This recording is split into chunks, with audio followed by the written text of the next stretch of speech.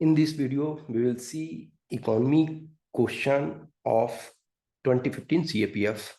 In this year, the lowest number of questions were asked.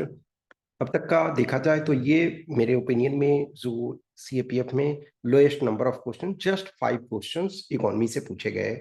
In fact 2013 में देखोगे तो highest number है 22, और ये इसमें 2015 में देखोगे तो लोएस्ट है। But whatsoever number of questions, लेकिन अभी यदि देखा जाए इधर लास्ट 3 to 4 ईयर्स से, यदि आप हर एग्जाम में देखो, इधर आप सिविल सर्विसेज में देखो या आप असिस्टेंट कमांडेंट में, तो वेरिएशन इतना ज्यादा नहीं रखा जा रहा है, क्लोज टू रखा जा रहा है। यस, कुछ सेक्शन है उसमें अधिक क्वेश्चन पूछे जा रहे हैं, कुछ में कम, ये तो है, लेकिन जो वेरिएशन ईयर टू ईयर है उसको अभी कम मिनिमाइज किया जा रहा।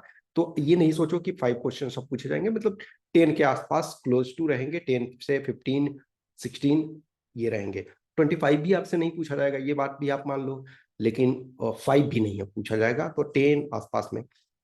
अब ये क्वेश्चन एक्चुअल में पुराना है, लेकिन हम इसको प्रेजेंट कंटेक्स्ट में देखेंगे, जो अभी आपका यूटिलिटी है। और अभी फॉर एग्जांपल 23 या 24 में जो भी, ऑब्वियसली मे बी 24 में चेंज हो सकता है, लेकिन अब चेंज होने का बहुत कम संभावना इसमें है, क्योंकि इस लेवल तक गवर्नमेंट ने इसको पहुंचा दिया कि अब जनरली इसमें बहुत कम चेंजेस कर सकते हो।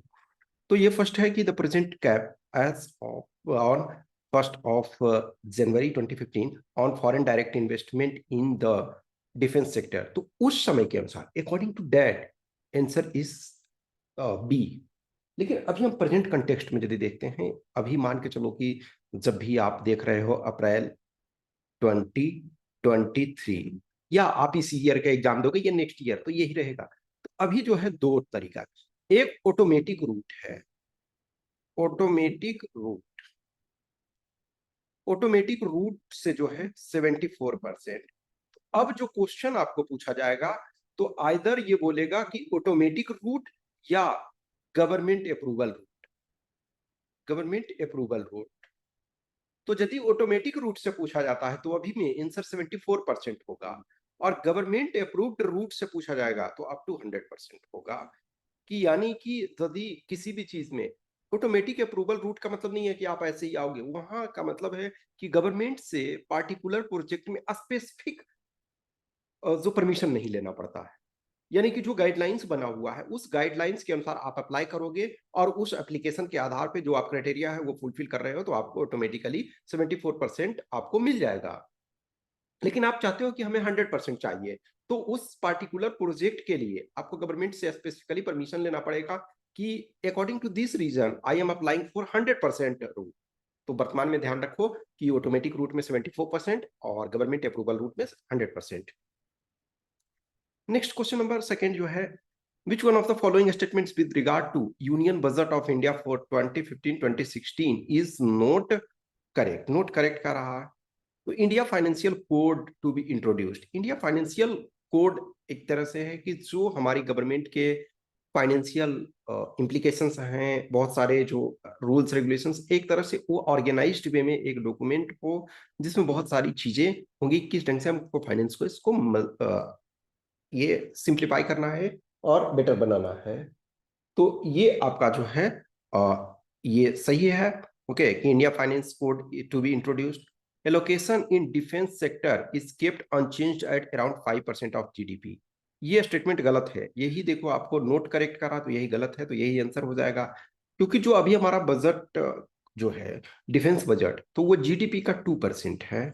जीडीपी का 2% हमारा जो है डिफेंस में जाता है, लेकिन बजट के होल एक्सपेंडिचर की हम बात करें तो वो 13% है। यानी 100 रुपीज यदि आप टोटल बजट बना रहे हो, तो 13 रुपीज जो है, 13 रुपया जो है वो आप डिफेंस के लिए दे रहे हो।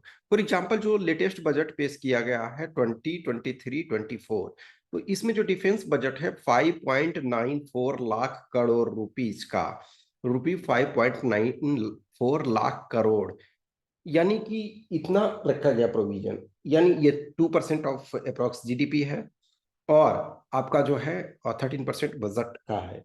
अब इसमें से जो पेंशन है वो 1.38 लाख करोड़ जो है वो पेंशन में ही जाता है। इसी वजह से देखो अग्निवीर स्कीम लॉन्च किया जा रहा है, ताकि जो गवर्नमेंट का पेंशन का बर्डन है वो कम किया जा सके। नेक्स्ट आपका है student financial authority will B ये तो इंस्टीट्यूटेड, यानी कि जो स्टूडेंट्स को है पढ़ने के लिए, स्कॉलरशिप के लिए, लोन के लिए, एक student financial authority will be established. And no change in the rate of personal income tax. अब ये देखो, एक्चुअली इस कंटेक्स्ट में, इस ईयर में देखोगे तो वो चेंजेस आपके हुए हैं। अभी तक जो था 5 लाख रुपीज एग्जम्पशन था, तो लेकिन जो आपका 23-24 जो बजट है ये पास हो जाता है तो आपका ये 7 लाख हो जाएगा, कि अप टू 7 लाख तक नो इनकम। उसमें अब लिटिल और कॉम्प्लिकेशन है, अभी इसको ज्यादा जानने की जरूरत नहीं है, लेकिन ऐसे मानो अप टू 7 लाख तक कर दिया गया है। तो इसके अनुसार भी था, लेकिन कुछ और इन्फॉर्मेशन है वो भी आपने जाना।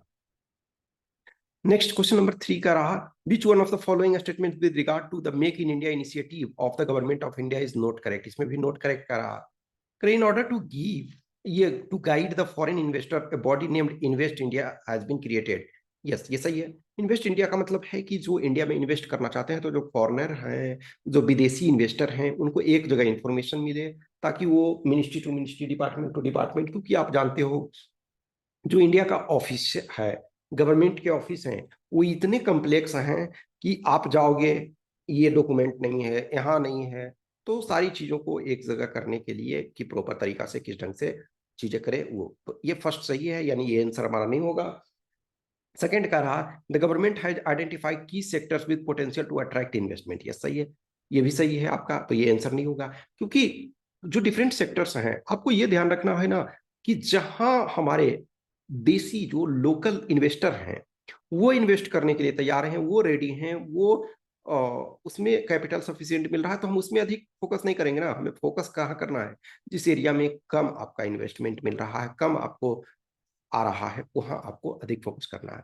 Next, the initiative also aims to identify selected domestic companies having leadership in innovation and new technology for turning them into global champion। ये सही है कि यदि आप इंडिया में अच्छा परफॉर्म कर रहे हैं, इंडिया में आपकी स्थिति अच्छी है, जैसे for example Ola, Uber, sorry Ola मान के चलो, या फिर जूम कार लो, तो मान के चलो क्या है कि वो इंडिया में ठीक परफॉर्मेंस कर रहा, तो बहुत सारे अफ्रीकन कंट्री जैसे इजिप्ट वगैरह में वर्क कर रहा, या कुछ और कंपनी है जैसे मान लिया बाइजू, इंडिया की कंपनी, तो इसने स्टेब्लिश किया इंडिया में, फिर आप ये एक्सपेंशन इसका बहुत जगह हो गया है। और बहुत सारे जैसे अन अकेडमी है, ऑब्वियसली बहुत सारी कंपनियां क्या करती हैं आज के डेट में, इंडिया में वो स्टेब्लिश हुई, लेकिन उसको रजिस्टर फिर कहाँ कर देते हैं, सिंगापुर में कर देते हैं, यूएसए में कर देते हैं, मॉरिशस में कर देते हैं, मतलब जो भी है, लेकिन टारगेट हमारा ये है। तो 3 आपका सही हो गया, तो बेसिकली चौथा ही गलत होगा। The programme is being implemented by ministry of finance. No, actually ये जो स्टार्ट किए ये हो रहा है, ये ministry of commerce and industry, ठीक है, तो ministry of commerce and industry.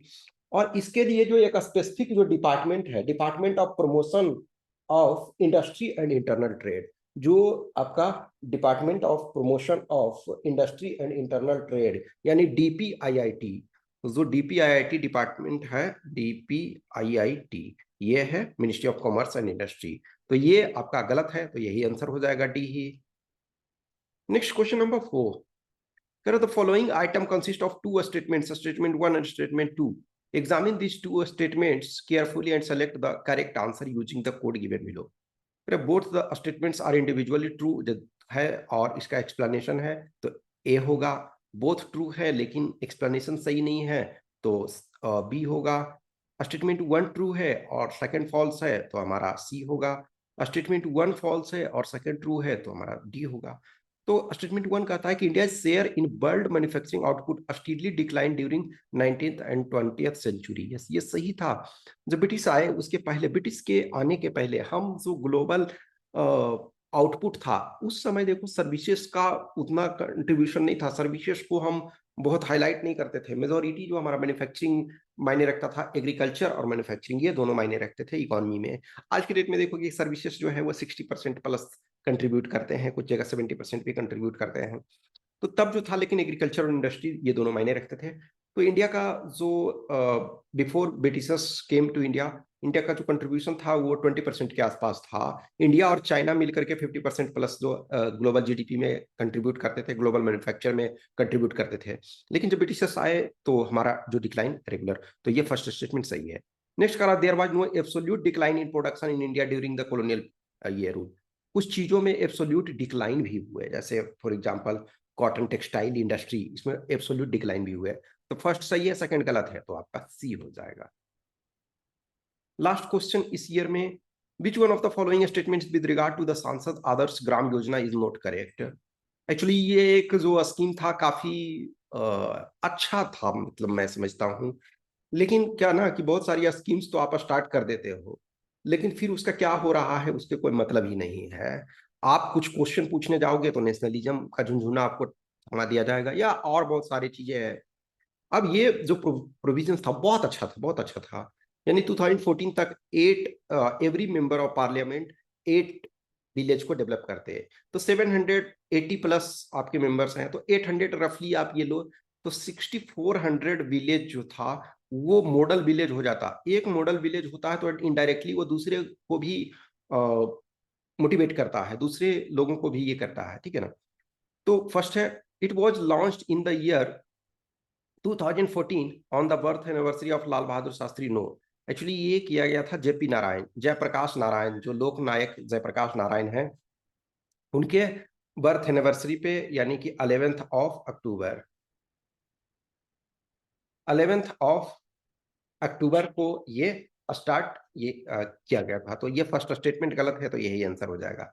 Next, member of parliament will adopt village to create model village, ये सही है। ये देखो 11 अक्टूबर 2014 को स्टार्ट किया गया था, तो ये टारगेट था ना कि 2016 तक एक विलेज अपनाएंगे, फिर 2019 तक वो जो है 3 विलेज टोटल हो जाएगा, ये इधर 2 और इधर 1, और फिर था 2019 से लेकर के 2024 तक, तो एवरी ईयर 1 विलेज। तो इसका मतलब है कि आपका हो जाता टोटल आपका बहुत सारा विलेज 8 हो जाता एवरी, तो 6400 के करीब, 6300 मतलब 6300 के आसपास हो जाता। तो बहुत अच्छा। District magistrate will act as coordinator, सही है। Rajya Sabha MP has to choose a gram panchayat in the state from which he or she is elected, yes सही। देखो क्या था इसमें कि लोकसभा वाले अपने कॉन्स्टिट्यूएंसी से सेलेक्ट करेंगे, राज्यसभा में जो इलेक्टेड जिस स्टेट से हुए हैं उस स्टेट में कहीं भी चूज करेंगे, और जो नॉमिनेटेड मेंबर्स थे वो पूरे इंडिया में कहीं से भी सेलेक्ट कर सकते थे। तो ये प्रोविजन इसका था। तो ऑब्वियसली है ये प्रॉपर नहीं इंप्लीमेंट हो पाया, लेकिन इनिशिएटिव बहुत अच्छा था। ठीक है, तो ये ओनली 5 क्वेश्चन थे लोएस्ट इस ईयर में। नेक्स्ट हम जो देखेंगे फिर 2014 का देखेंगे। कुछ भी क्वेश्चंस क्यूरी डाउट्स रहता है तो आप मैसेज करना। Okay, thank you.